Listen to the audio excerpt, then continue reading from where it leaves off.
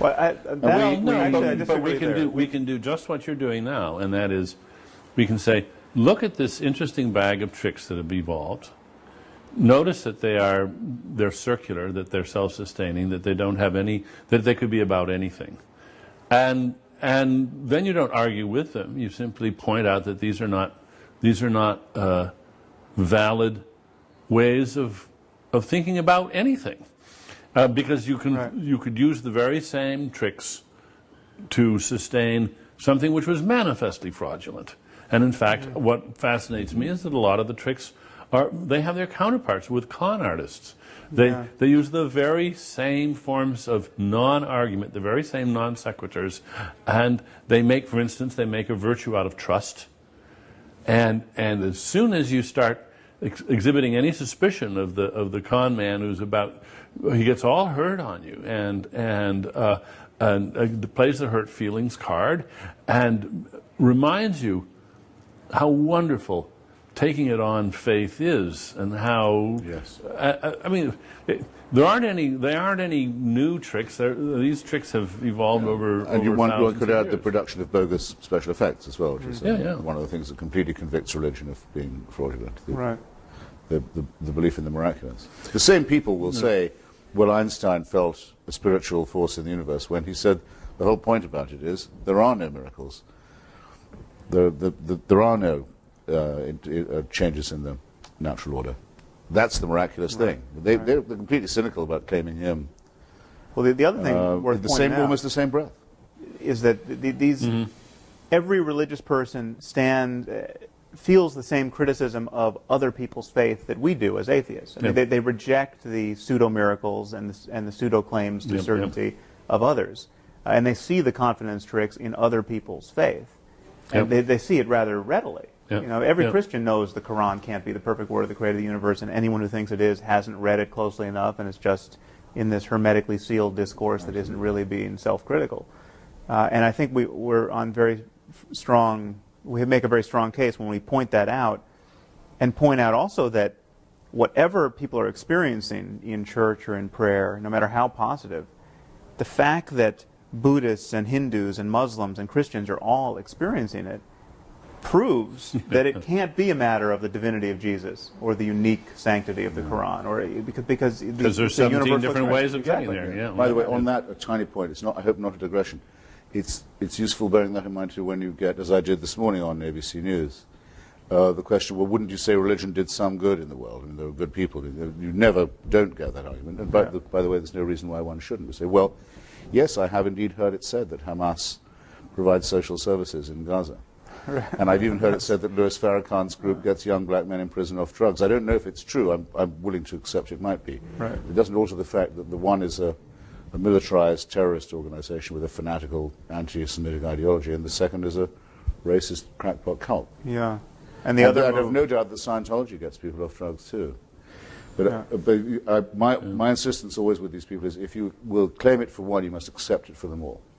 And the other move you can make there, if you don't, it's flat out dishonest. You can invent an ideology which, by your mere invention in that moment, is obviously untrue, which would be quite useful if propagated to billions. I mean, you could say, this is my new religion. Teach people to demand that your children study science and math and economics and all of our terrestrial disciplines to the best of their abilities. And if they don't persist in those efforts, they'll be tortured after death by 17 demons. This would be extremely useful. I mean, it would be far more useful than Islam, propagated to billions. And yet, what are the chances that the 17 demons exist? Zero. There's a slipperiness too, isn't there, about one way of speaking to sophisticated intellectuals and theologians and another way of speaking to congregations and, above all, children. And I think we've all of us been accused of going after the easy targets of the Jerry Falwells of this world and ignoring the sophisticated professors of theology. And I mean, I don't know what you feel about that, but one of the things I feel is that the sophisticated professors of theology will say one thing to each other and to intellectuals generally, but will say something totally different to a congregation. They'll talk about miracles, they'll talk about... Well, they won't talk to a congregation. Well, and archbishops in fact, will. Yes, but when the Archbishops- sophisticated theologians try to talk to the preachers won't have any of it. Well, that's true. I mean, yeah. you got to realize that sophisticated theology is like stamp collecting. It's a very specialized thing, and only a few people do it. And of negligible influence. They take in their own laundry, and they get all excited about some very arcane details, and their own religions pay almost no attention to what they're saying. A little bit of it does, of course, filter in, but it always gets beefed up again for general consumption, because what they say in their writings, at least from my experience, is eye-glazing, mind-twisting, very subtle things which have no particular bearing on life. Oh, no, I must insist. I must say a good word here for Professor Alistair McGrath, who in his attack on Richard said it's not true, as we've always been told, and most Christians believe, that Tertullian said, credo quia absurdum, I believe it because it's ridiculous. No, it turns out, I've checked this now, though I don't know this from McGrath, that in fact Tertullian said the impossibility of it is the thing that makes it the most believable. That's a well distinction, I think. And very useful for training one's mind in very useful for training one's mind in the fine points.